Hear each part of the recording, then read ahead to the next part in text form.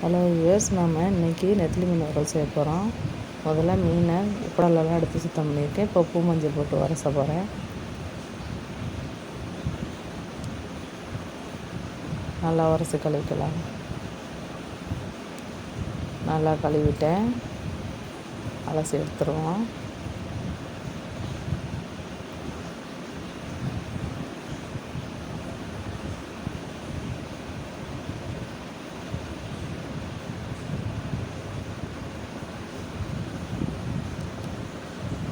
சாம்பார் சாதம், ரசம் சாதம் அதுக்கெல்லாம் வறுத்து சாப்பிட நல்லாயிருக்கும்.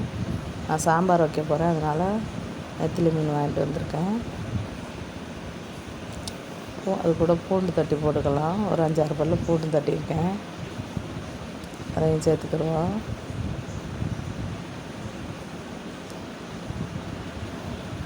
தேவையான அளவு உப்பு சேர்த்துக்கலாம்.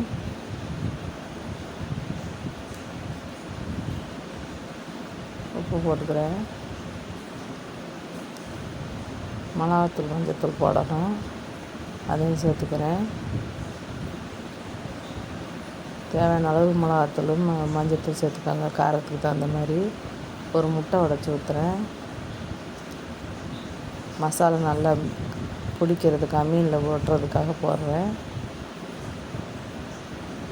அதோட கார்ன்ஃப்ளவர் மாவு கொஞ்சம் சேர்த்துக்கிறேன். நல்லா மொறுன்னு இருக்கும். ஒன்றோட ஒன்று ஒட்டாமல் இருக்கிறதுக்கு தான் முட்டையும் கார்ன்ஃப்ளவரும் போட்டிருக்கோம். மசாலா அப்படியே ஒட்டிக்கிறோம்.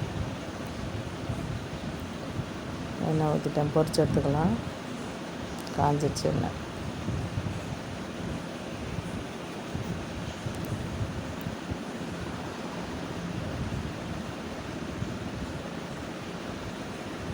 அப்படியே போட்டு ஏதோ எடுக்கலாம். கொஞ்சம் நேரம் வேக விடணும், அவசரப்பட்டு எடுக்கக்கூடாது. இப்போ பரட்டி போட்டுக்கிறேன்.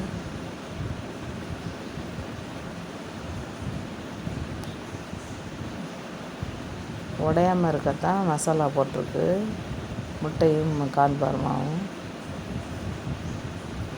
நல்லா வேக விடுங்க.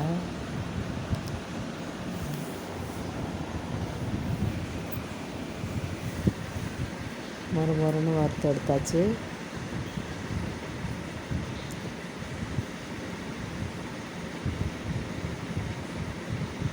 ரசம், சாம்பார், குருமா, இந்த மாதிரி எல்லா டிஷ்ஷுக்கும் சேர்த்து சாப்பிட்லாம். அது சைட் டிஷ்ஷாக சாப்பிட்லாம். சாதத்துக்கு நல்லாயிருக்கும். நீங்கள் ட்ரை பண்ணி பாருங்கள்.